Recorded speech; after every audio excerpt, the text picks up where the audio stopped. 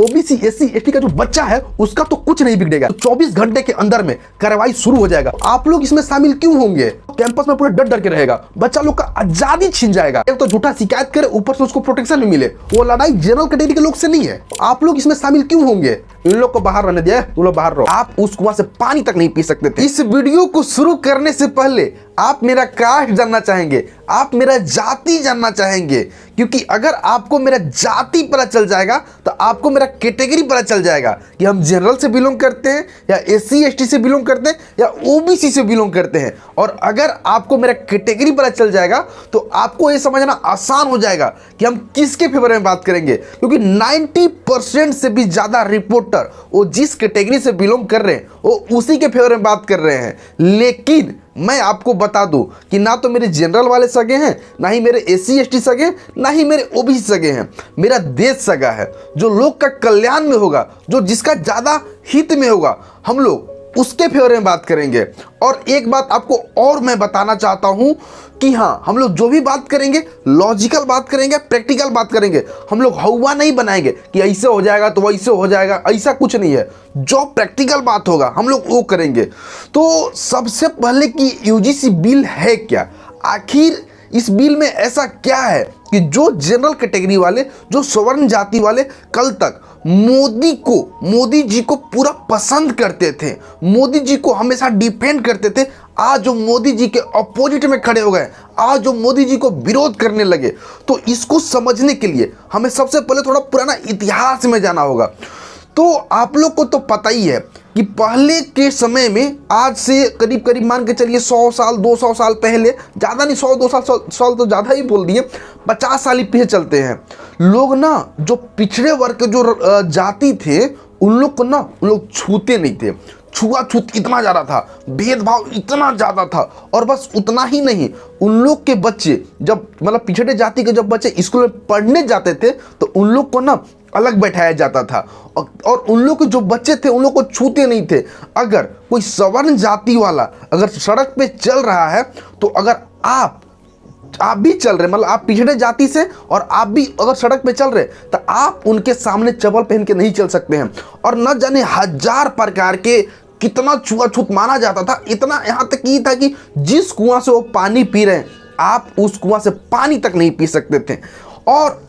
इतना ही नहीं, यहाँ तक कि आप उनके हिसाब से चलते, आपको जब मन तब वो कुछ भी, ए तू तो ई है, तू ही है, तुमको मतलब जब भी ये चाहते हो आपको जलील करके चल जाते। लेकिन फिर आए बाबा साहेब भीमराव अंबेडकर, जो कि पिछड़े वर्गों के लिए बहुत लड़ाई लड़ी और उन लोग को समानता दिलाने में, बराबरी दिलाने में अपना पूरा जीवन लगा दिया। हाँ, समानता तो आई, लेकिन अभी भी पूरा तरह से समान रूप से सब कोई बराबर नहीं है। अभी भी कितनों की मन में अभी भी छोटी जाति को लेकर खटक कहीं ना कहीं रही जाती है। भले ही हम लोग 2026 में जी रहे हैं, लेकिन आज भी जातिगत भेदभाव पूरा तरह से खत्म नहीं हुआ है। क्योंकि पिछले 5 सालों में 378 से भी ज्यादा ऐसा केस दर्ज हुआ है जिसमें नीचे जाति के, मतलब जो पिछड़े जाति के लोग हैं उनको मतलब प्रताड़ित किया गया। और यही सबको देखते हुए, ये जो जातिगत भेदभाव है, यही सबको देखते हुए सरकार ने यूजीसी का नियम लागू किया। हाँ, पहले भी था यूजीसी का नियम, लेकिन पहले उतना कठोर नहीं था। लेकिन अभी जब 2026 में जो नया नियम आया, ये पूरा तरह से कठोर नियम है। और सरकार की चाहत है कि जो जातिगत भेदभाव इसको पूरा तरह से खत्म किया जाए, इसके लिए ये नियम लाया। तो चलिए हम लोग एक एक करके नियम को अच्छा से समझते हैं कि इस नियम में है क्या। तो हम लोग सबसे पहले समझेंगे कि जो यूजीसी का बिल आया है, इसके लाने का पीछे का मकसद क्या है। तो मैं आप लोग को बता दूं कि मैं यहाँ पे एक एक पॉइंटर बना के लाया हूँ और मैं इस पॉइंटर को पढ़ूंगा और आपको अच्छा से क्लियर समझाऊंगा। और हाँ, हम लोग बाद में ये भी समझेंगे कि जो सवर्ण जाति के जो लोग हैं, जो जनरल कैटेगरी के लोग हैं, उन लोग इस बिल को विरोध क्यों कर रहे हैं, उनका डिमांड्स क्या है। और हाँ, जो एससी एसटी ओबीसी के जो लोग हैं जो इस बिल को सपोर्ट कर रहे हैं, उन लोग सपोर्ट क्यों कर रहे हैं, उनका क्या कहना है। तो सबसे पहले हम लोग जो यूजीसी बिल के जो मैं पॉइंटर बना के लाया हूं, इसके पीछे का जो मकसद है वो समझते हैं। तो इसका सबसे पहला सबसे पहला मकसद है कि जो जातिगत भेदभाव है खास करके कॉलेज और यूनिवर्सिटी में, इसको पूरी तरह से खत्म कैसे किया जाए। जैसे जात के नाम पे, धर्म के नाम पे, इसी के साथ साथ आपका बर्थ और पैलेस के, कैसे हम लोग बाहर में जाते तो हम लोग को बोल दिया जाता है यही तो बिहारी जा रहा है जी, चाहे जात से संबोधित किया जाता यही तो फलाना जाति, इसका तो काम है जूता सीना, बोल दिया जाता है ना इसके लिए। और इसी के साथ साथ आपका भाषा के नाम पे कॉलेज, जैसे कि कॉलेज यूनिवर्सिटी में बोल जाता है तुम कौन भाषा से है, तुम हिंदी बोलता है, अच्छा तुम भोजपुरी बोलता है, तो चलो इसको अब उसको प्रताड़ित लोग करता है। अब ये सारा चीज नहीं कर पाएंगे। और इसके साथ साथ जो तीसरा पॉइंट है, इसमें ये लिखा है कि हाँ, कॉलेज को यूनिवर्सिटी के जो भी स्टेप उठाना है, जो भी कदम उठाना है, इन सभी जातिगत भेदभाव को खत्म करने के लिए उसको पूरा का पूरा पावर दिया जा रहा है। वो मतलब जो भी स्टेप लेना चाहता है वो ले सकता है, क्योंकि सरकार चाहती है कि किसी तरह से जातिगत भेदभाव को कम से कम कॉलेज का कैंपस में नहीं देखा जाएगा। तो अब हम लोग समझेंगे कि ये जो यूजीसी के सारा रूल्स है, यूजीसी के नियम से एक कॉलेज में लागू कैसे होंगे। तो इसके लिए आपको सबसे पहले इक्वल अपॉर्चुनिटी सेंटर और दूसरा इक्विटी कमिटी, क्या इक्वल अपॉर्चुनिटी सेंटर और इक्विटी कमिटी में आपको अंतर समझना होगा। तो मैं आपको सिंपल भाषा में बताता हूं, जैसे कि आप स्टूडेंट है, ठीक है, आपके साथ कोई जातिगत भेदभाव हुआ, आपको कोई बोल दिया तू ही जात से है, तू चाहे बोल दिया तू बिहारी है, तो इस तरह से अगर कोई आपके साथ खराब लैंग्वेज का प्रयोग करता है तो आप अपना कंप्लेन को लेकर सबसे पहले आप यहाँ पे जाएंगे इक्वल अपॉर्चुनिटी सेंटर में। तो वहाँ पे 5 टीचर का ग्रुप बनाया जाएगा और वो बैठेंगे इक्वल अपॉर्चुनिटी सेंटर में और वो आपका कंप्लेन को सुनेंगे, अच्छा क्या हुआ, आपका पूरा बात को विस्तार से सुनेंगे, फिर आपको बोलेंगे कि तुम आपको मतलब आगे का रास्ता बताएंगे कि तुमको कैसे करना है।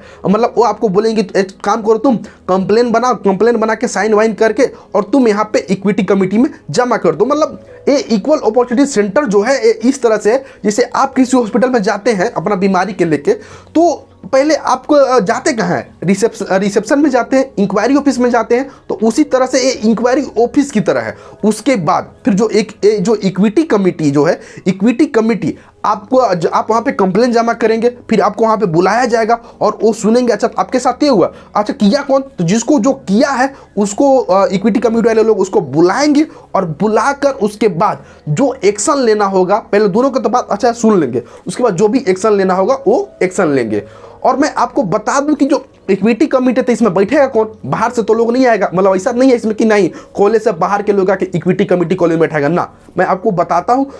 इक्विटी कमिटी में सबसे पहले जो कॉलेज का जो हेड है, जैसे प्रिंसिपल हो गए चाहे अध्यक्ष हो गए, उस तरह से एक और रहेंगे, 2 से 3 सीनियर टीचर रहेंगे और एक स्टाफ रहेंगे जो मतलब नहीं पढ़ाते हैं, एक स्टाफ जैसे मान के चलिए क्लर्क हो गए चाहे लाइब्रेरियन हो गए, उस तरह से। और इसमें 2 स्टूडेंट भी बनाया जाएगा, मतलब 2 स्टूडेंट को भी इसमें शामिल किया जाएगा, जो मतलब जो सीनियर स्टूडेंट होंगे चाहे जो मॉनिटर टाइप के स्टूडेंट नहीं होते हैं उनको शामिल किया जाएगा। और इसी के साथ साथ ये जो इक्वल अपॉर्चुनिटी सेंटर थे, या जो इक्वल अपॉर्चुनिटी सेंटर था, इसका जो मैनेजर होंगे, जैसे 5 टीचर है ना इसमें, तो 5 टीचर में से कोई भी एक टीचर तो सब मतलब जो हेड होगा, जो ज्यादा काम संभालता होगा, तो वो भी इसमें शामिल होंगे। तो इनका काम क्या है, तो देखिए जो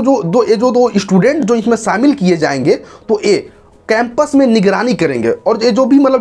टीचर्स लोग शामिल किए गए हैं चाहे जो स्टाफ शामिल किए गए हैं, तो ये भी कैंपस में निगरानी करेंगे। जैसे कि कोई स्टूडेंट है, ठीक है, वो घूम रहा है तो उसको पता चल गया अरे वहाँ फलना पे तो ऐसे हो रहा है, वहाँ पे तो जातिगत भेदभाव हो रहा है, तो वो जाके अपना वहाँ मतलब अपना ग्रुप में जो कमिटी बनाया गया वहाँ पे बताएगा कि सर यहाँ पे देखिए ऐसे ऐसे हुआ, तो फिर वहाँ भी एक्शन लिया जा सकता है। और हाँ, इसके बाद मैं आप लोग को एक चीज़ और बताता हूँ कि जहाँ पे थोड़ा सा जनरल कैटेगरी वालों को जहाँ पे दिक्कत यहाँ पे हुआ, क्योंकि सरकार ने डिसाइड किया कि जो इक्विटी कमिटी में जो भी लोग होंगे ना, वो या तो एससी होंगे या एसटी होंगे या ओबीसी होंगे या पीडब्ल्यूडी होंगे या वुमेन होंगे, लेकिन इसमें एक भी जनरल कैटेगरी के लोग नहीं होंगे। और इसी के साथ साथ ये जो इक्विटी कमिटी में जो मेंबर्स है, इनका मेंबरशिप 2 साल के लिए होगा। मतलब 2 साल के लिए मेंबरशिप होगा, यानी 2 साल बाद या तो चेंज हो जाएंगे या तो वोटिंग या कुछ सिस्टम होगा। और उसके साथ साथ ये जो बच्चे शामिल किए गए थे मॉनिटर टाइप में, जो मतलब निगरानी करेंगे कैंपस वगैरह में, तो इन लोग जो रहेंगे ना, इन लोग को 1 साल के लिए रखा जाएगा, 1 साल के बाद इन लोग चेंज हो जाएगा। और उसी के साथ साथ साल में कम से कम 2 बार मीटिंग होना चाहिए, मतलब हर 6 महीना पे मीटिंग होगा। तो मीटिंग में देखा जाएगा कि अभी तक जितना कंप्लेंट्स आया, मतलब अभी तक जो पिछड़े जाति के लोग जो कंप्लेंट्स किए, तो उन सभी कंप्लेन पे किसको छोड़ दिया गया, किसको एक्शन लिया गया, मतलब सारा के सारा इन लोग रिकॉर्ड को चेक करेंगे, रिव्यू करेंगे। और जो मीटिंग्स जो होगा ना, ये मीटिंग्स में जो ये बच्चे थे जो मेरे टाइप के, इन लोग को बाहर रहने दिया है, तुम लोग बाहर रहो, मतलब इन लोग बाहर रहेंगे। जो टीचर स्टाफ जो हेड है उन लोग सब मतलब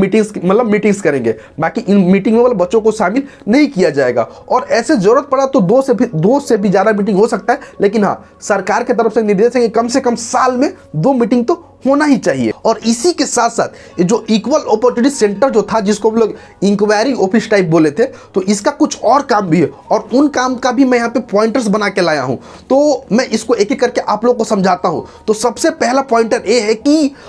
इन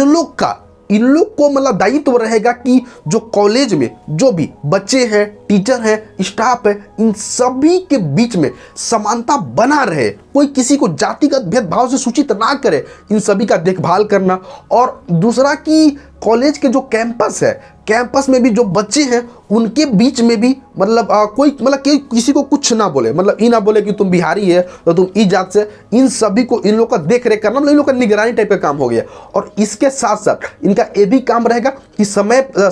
पे बच्चों के बीच, शिक्षकों के बीच उन लोग का मतलब बताया जाए, समझाया जाए। या तो मीटिंग्स बुला के समझाएगा, या प्रेयर्स होता है ना, तो उसमें समझा देगा, मतलब माइक वाइक लेके कि हाँ देखो जी तुम लोग ऐसे मत करो, नहीं तो ऐसा हो जाएगा, मतलब उन लोग को जागरूक करेगा। और उसी के साथ साथ इन लोग का एक और काम है कि जो भी, जैसे ये जो मतलब इंक्वायरी ऑफिस है, मतलब जो भी बच्चा कंप्लेन लेके आया, कंप्लेन जितना लिखवाया, दर्ज किया, मतलब इस तरह का इन लोग सारा का सारा लिस्ट बनाएगा और कितना पे एक्शन लिया गया, और सभी लिस्ट को बनाकर इन लोग जो यूनिवर्सिटी का, जो कॉलेज का जो वेबसाइट होगा, वेबसाइट पे इन लोग अपलोड करेगा। तो देखिए, अपलोड करने का पीछे का रीजन क्या है? तो अपलोड करने का पीछे का रीजन है कि जब भी गवर्नमेंट चाहेगा कि नहीं चेक किया जाए कि लोग सही से काम कर रहा है कि नहीं कर रहा है, तो वेबसाइट पे देख लेगा। चाहे कोई नया बच्चा जो एडमिशन लेना चाहता है कॉलेज में, तो वो जब वेबसाइट विजिट करेगा तो वो भी देख लेगा कि अरे कॉलेज में ऐसे हुआ, कॉलेज में इतना, मतलब क्या बोल सकते हैं, कॉलेज में कोई ऐसे बोला तो उसके साथ ऐसा हो गया। तो वो कॉलेज आने से पहले वो सतर्क हो जाएगा कि ना बाबा, वहाँ जाके ये सब नौटंकी हम लोग को नहीं करना है, किसी को जातिगत भेदभाव से नहीं देखना है। और उसी के साथ साथ इक्विटी हेल्पलाइन नंबर भी दिया जाएगा कॉलेज में। इक्विटी हेल्पलाइन नंबर, यानी मैं आप लोग को बता दूं कि मतलब आप जब भी, जैसे आपके साथ कुछ हुआ तो आप मान कर चलिए कि ऑफिस नहीं जा पा रहे हैं, तो आप क्या कीजिएगा, यहाँ से कॉल कीजिएगा और कॉल करके बोलेगा हाँ सर मेरे साथ ऐसा हुआ, तो आपका यहाँ पे ये लोग मतलब कंप्लेन दर्ज कर लेगा। और एक बात और जिससे थोड़ा सा और मतलब जनरल कैटेगरी को यहाँ पे भी थोड़ा दिक्कत हुआ था, मैं आपको वो बताता हूँ कि जो भी बच्चा कंप्लेन करेगा ना, उसको प्रोटेक्शन दिया जाएगा। उसको प्रोटेक्शन इस बात का दिया जाएगा, जैसे मान के चलिए हम, ठीक है, हम ही कंप्लेन किए सर ऐसा हुआ, तो जिसका हम कंप्लेन किए तो हमको आके मारे पीटे ना, हमको धमकाए ना, चाहे मतलब हमको किसी तरह से और प्रताड़ित ना करे, तो उसके लिए जो मतलब इक्वल अपॉर्चुनिटी जो सेंटर वाले लोग, जो इंक्वायरी ऑफिस वाले जो लोग होंगे, इन लोग ना हमको प्रोटेक्शन देंगे। अब प्रोटेक्शन कैसे देंगे, अब तो ये तो उतना मतलब अच्छा से इसमें लिखा नहीं गया है। मतलब प्रोटेक्शन यानी उसको हमेशा निगरानी में रखेंगे। और इसी के साथ साथ यूजीसी ने कॉलेज के लिए, यूनिवर्सिटी के लिए एक अलग से गाइडलाइंस जारी किया है। इन सभी गाइडलाइंस को मैं यहाँ पे पॉइंटर्स बना के लाया हूँ, मैं एक एक पॉइंटर को आपको समझाता हूँ। तो सबसे पहला पॉइंटर ये है कि जब भी किसी भी कॉलेज में नया बच्चा का एडमिशन होगा, या कोई नया टीचर उसमें भर्ती होगा, या कोई नया स्टाफ आएगा, मतलब ओवरऑल कैंपस में कोई भी नया मतलब टीचर भर्ती होने आए, या नया बच्चा है, या नया स्टाफ है, तो उनको कॉलेज का दायित्व बनता है कि उन सभी लोग को, उन सभी जो गाइडलाइंस है यूजीसी का, उसको समझाया जाए, ताकि उन लोग किसी साथ जातिगत भेदभाव ना करे। और इसी के साथ साथ जब भी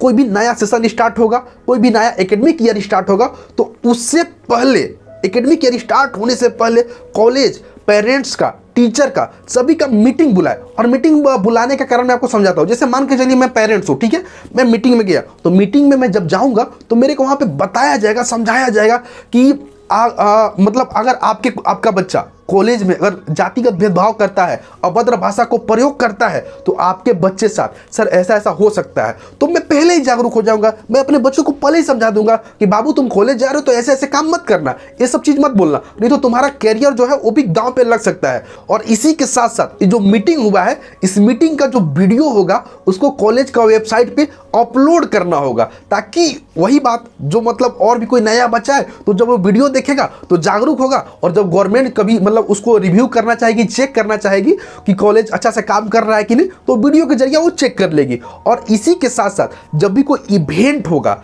या मान के चलिए ऐसा नॉर्मल भी कॉलेज में पोस्टर चिपकाए जाएंगे और उसी के साथ साथ कोट्स लिखा जाएगा, दीवार पे कोट्स लिखा जाता है ना, वो कोट्स लिखा जाए, ताकि सरकार चाहती है कि किसी तरह से कोई भी जातिगत भेदभाव ना करे। और इसी के साथ साथ कॉलेज ना अपना मतलब असेंबली में मतलब वीक में कम से कम 1 से 2 बार बच्चों को समझाएगा कि नहीं आपको ये चीज़ नहीं बोलना है, ये चीज़ नहीं करना है। और हाँ, कोई भी बच्चा अगर जब कंप्लेन लेके आता है तो 15 दिन के अंदर उसका रिपोर्ट तैयार हो जाना चाहिए, और उसके बाद 7 दिन के अंदर उस पर एक्शन ले लेना चाहिए। कोई भी बच्चा अगर गलती करता है तो उस पर 7 दिन के अंदर एक्शन ले लिया जाएगा। और अगर कॉलेज अच्छा से काम नहीं की तो सरकार ने यहाँ तक बोला है कि उस कॉलेज को फंडिंग मिलना बंद हो जाएगा, उसका डिग्री पर रोक लगा दिया जाएगा, यहाँ तक कि उसका मान्यता भी रद्द कर दिया जा सकता है। तो कॉलेज इस डर से अच्छा से काम करेगी। और इसी के साथ साथ जो बच्चा कंप्लेन लेके आएगा तो उसको प्रोटेक्शन देना सिर्फ इक्वल अपॉर्चुनिटी सेंटर का ही नहीं काम है, उस कॉलेज का भी दायित्व तो बनता है कि उस बच्चे को प्रोटेक्शन दिया जाए, ताकि उस बच्चे को मतलब वही कोई मारे पीटे ना, या कोई उसको मतलब ज़्यादा सताए ना कि तुम कंप्लेन मेरे बारे में कैसे कर दिया। और हाँ, अगर मान के चलिए कि कोई केस बहुत ज़्यादा कॉम्प्लेक्स है, मतलब कोई केस मान के चलिए कि आपके साथ जातिगत भेदभाव किया गया और आप कंप्लेन किए, लेकिन हाँ हो सकता है कि आपको कोई मतलब बहुत ज़्यादा कॉम्प्लेक्स केस हो गया कि आपको उन लोग मार दिया, उन लोग गाइडलाइन से डर नहीं रहा है, तो जब केस ज़्यादा कॉम्प्लेक्स हो जाएगा, जब इक्विटी कमेटी से वो केस नहीं संभलेगी तो उस केस को उन लोग आगे नेक्स्ट हायर अथॉरिटी के पास फॉरवर्ड कर देगा, फिर केस को उन लोग संभालेगा। तो अब हम लोग समझते हैं कि जो जनरल कैटेगरी जो लोग हैं, जो सवर्ण जाति के जो लोग हैं, वो इस बिल का विरोध क्यों कर रहे हैं, वो इस बिल के खिलाफ क्यों है। तो उसके लिए मैं यहाँ पे पॉइंटर बना के लाया हूँ, उस सभी पॉइंटर को मैं एक एक करके अच्छा से आपको बताता हूँ। तो जनरल कैटेगरी वाले लोग को कहना है कि सर आप ये जो इक्विटी कमिटी जो बनाए हैं, आप जो इस इक्विटी कमिटी में एक भी जनरल कैटेगरी के टीचर को आप शामिल नहीं कर रहे, तो हो सकता है कि फैसला एक तरफा हो जाए, हो सकता है कि इन लोग जनरल कैटेगरी के बच्चे के बात सुने ही नहीं, क्योंकि इसमें एक भी तो जनरल कैटेगरी टीचर है ही नहीं। तो सर कम से कम आप एक जनरल कैटेगरी के टीचर को इस इक्विटी कमेटी में शामिल जरूर करें। और इसी के साथ साथ उनका ये भी कहना है कि मान के चलिए कि बच्चा अपना निजी दुश्मनी निकालने के लिए झूठा शिकायत करता है, और अगर झूठा जब बच्चा शिकायत करेगा तो कॉलेज पे तो प्रेशर है कि 15 दिन के अंदर रिपोर्ट बना देना है, 7 दिन के अंदर एक्शन ले लेना है, और अगर हम ऐसा नहीं किए तो मेरा तो मान्यता रद्द हो सकता है, मेरा तो डिग्री पर रोक लग सकता है। तो इसके दबाव में आकर हो सकता है कॉलेज गलत फैसला ले ले, और कॉलेज का एक भी गलत फैसला उस बच्चे का जिंदगी बर्बाद कर देगा। और उन लोग का ये भी कहना है कि सर आप इसमें यहाँ तक कि ओबीसी को भी शामिल कर लिए हो, तो हम लोग को शामिल क्यों नहीं कर रहे हो? आखिर हम लोग का कैटेगरी से आपको दिक्कत क्या है? आप सभी कैटेगरी को शामिल कर रहे तो जनरल को आप क्यों नहीं कर रहे? सर हम लोग को भी जाति से लोग सूचित करते हैं, हम लोग को भी कई बार मतलब प्रताड़ना को झेलना पड़ता है, तो सर आप इसमें हम लोग को भी शामिल करो, आप सभी को एक समान देखो, आप ऐसा क्यों कर रहे हो कि नहीं एक बाकी 3 लोग पर प्रोटेक्शन दे रहे हैं और एक कैटेगरी को लोग को आप निकाल दिए हो। आप ऐसा मत करो, आप सभी को एक समान देखो। और उसी के साथ साथ उनका ये भी कहना है कि मान के चलिए कि बच्चा लोग ऐसी कैंपस में नॉर्मली बात कर रहा है, तो बात करते करते उन लोग मान के चलिए कि थोड़ा बहुत उन लोग बहस करते करते मजाक करते करते कुछ बोल दिया तो अगर उसको इक्विटी कमेटी वाला लोग नोटिस किया तो जो ओबीसी एससी एसटी का जो बच्चा है उसका तो कुछ नहीं बिगड़ेगा, लेकिन जो जनरल कैटेगरी का जो बच्चा है उसका तो करियर दांव पे आ जाएगा। तो जब बच्चा लोग मतलब थोड़ा सा उन लोग कैंपस में पूरे डर डर के रहेगा, बच्चा लोग का आज़ादी छीन जाएगा, बच्चा लोग का सर आज़ादी छिन जाएगा सर। बच्चा लोग अच्छा से बात नहीं कर पाएगा। और उन लोग का ये भी कहना है कि सर इससे पहले झूठा शिकायत करने वाले पे आप जो पेनल्टी चार्ज लगाए थे उस पेनल्टी चार्ज को काहे हटा दिए? जो झूठा शिकायत करेगा आप उस पेनल्टी चार्ज लगाइए ना, आपको वो नहीं हटाना था। और उसी के साथ साथ एक तो आप पेनल्टी चार्ज भी हटा दिए और ऊपर से आप उसको प्रोटेक्शन भी देंगे। यानी एक तो झूठा शिकायत करे, ऊपर से उसको प्रोटेक्शन भी मिले। और दबाव में आकर अगर आप एक भी गलत फैसला लिए तो जनरल कैटेगरी के बच्चा का जिंदगी बर्बाद हो जाएगा। लेकिन जो भी SC ST OBC के जो भी लोग इस बिल को सपोर्ट कर रहे हैं, जो भरपूर सपोर्ट कर रहे हैं, उन लोगों का कहना है कि जब भी कोई बच्चा के साथ दुर्व्यवहार होगा तो 24 घंटे के अंदर में कार्रवाई शुरू हो जाएगा, 15 दिन के अंदर रिपोर्ट आ जाएगा, 7 दिन के अंदर एक्शन ले लिया जाएगा। तो इससे उस बच्चे को न्याय जल्दी मिलेगा, उस बच्चे को जस्टिस जल्दी मिलेगा। और उन्हीं के साथ साथ उनका ये भी कहना है कि कॉलेज किसी बच्चा के साथ फिर भेदभाव नहीं करेगी। क्यों? क्योंकि कॉलेज को जो डर रहेगा कि मेरा डिग्री देने पर रोक हो जाएगा, फंडिंग मिलना बंद हो जाएगा, मान्यता रद्द हो जाएगा, तो इसके डर से कॉलेज जो है जातिगत भेदभाव को खत्म करने में सफल रहेगी और हर एक बच्चा को न्याय दिलाने में सफल रहेगी। उसके साथ साथ इन लोग का यह भी कहना है कि इक्विटी कमेटी में जो जनरल के शामिल करने को उन लोग बात कर रहे हैं, तो उन लोग क्या दर्ज जाने, SC ST OBC के जो भी लोग उसमें शामिल होंगे उन लोग दर्द समझते हैं, उन लोग दर्द जानते हैं, उन लोग दर्द झेले हैं, उन लोग जातिगत भेदभाव का दर्द को अच्छा समझते हैं, तो वही लोग अच्छा से न्याय कर पाएंगे। अगर इसमें एक भी जनरल कैटेगरी के लोग अगर शामिल रहे तो वो इस केस को दबा देंगे, उन लोग इस केस को दबाने का प्रयास करेंगे। और उसी के साथ साथ उन लोग का ये भी कहना है कि जो हम लोग का जो लड़ाई है वो लड़ाई जनरल कैटेगरी के लोग से नहीं है, जनरल कैटेगरी के लोग से है ये नहीं है। हाँ, जो भी व्यक्ति जातिगत भेदभाव को बढ़ावा देगा, जो भी जातिगत भेदभाव को उन लोग अपना कैंपस में, अपना यूनिवर्सिटी में उन लोग उपयोग करेगा, किसी को प्रताड़ित करेगा, तो सर उन लोग के प्रति हम लोग लड़ाई है, उन लोग के प्रति एक्शन लिया जाएगा। आप जो है आप कुछ बोलिए ही मत, आप जातिगत जैसा सबको लाइए ही मत, आप खुश रहिएगा, आपके ऊपर एक्शन ही नहीं लिया जाएगा। तो हम लोग का जो लड़ाई है वो जनरल के प्रति नहीं है, हम लोग की लड़ाई उसके प्रति है जो जातिगत बात बोल के भेदभाव करता है, प्रताड़ित करता है। उन लोग का ये भी कहना है कि रोहित वेमुला और पायल तड़वी ये जो लोग हैं, इन लोग को जातिगत भेदभाव इतना किया गया, इन लोग को इतना प्रताड़ना दिया गया कि इन लोग सुसाइड कर लिए थे। उन लोग का ये कहना है कि ये रूल आने से, इतना स्ट्रिक्ट रूल आने से ये जो सुसाइड जो केस है ये बंद हो जाएगा, जातिगत भेदभाव है ये बंद हो जाएगा। और उन लोग का ये भी कहना है कि ये जो बच्चे लोग को शिकायत करने पे जो प्रोटेक्शन मिल रहा है, इससे कोई भी बच्चा डरेगा नहीं, खुल के अपना बात रख पाएगा, खुल के जाकर वहां पे कंप्लेन कर पाएगा। और उन लोग ना कई बार सजा के डर से, जो पेनाल्टी चार्ज लगता था इसके डर से उन लोग शिकायत नहीं कर पाता था, लेकिन अब खुलेआम शिकायत कर पाएगा। और उन लोग जो लोग सपोर्ट कर रहे हैं उन लोग का ये भी कहना है कि सर आप तो सवर्ण जाति से हैं, आप तो शुरू से ही अपर कास्ट से है, तो आपको तो कभी जातिगत भेदभाव झेलना ही नहीं पड़ा है, तो आप इसमें शामिल क्यों होना चाहते हैं? आप लोग तो शुरू से ही अपने आप को हमेशा अपर कास्ट समझे हैं, हम लोग को हमेशा प्रताड़ित किए, तो आप लोग इसमें शामिल क्यों होंगे? तो भाई ये मैं नहीं कह रहा हूँ, ये जो मतलब जो स्टेट जो मैं निकाला था उसमें ये सारे चीज़ लिखे हुए थे, मैं इस वीडियो पे अच्छा से रिसर्च किया था।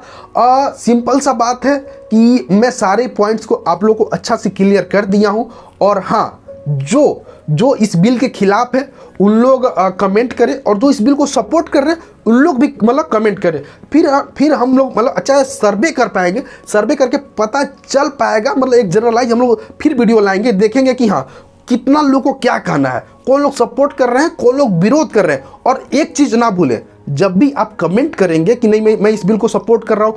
नहीं मैं इस बिल को अपोज कर रहा हूँ, तो उसके पीछे का कारण जरूर लिखे आप। और उसी के साथ साथ भाई इस वीडियो को बनाने में बहुत मेहनत लगा है, तो कम से कम एक लाइक करें, और जो चैनल है इसको सब्सक्राइब करें, या आप फेसबुक पे देख रहे हैं तो इसको आप फॉलो जरूर करें।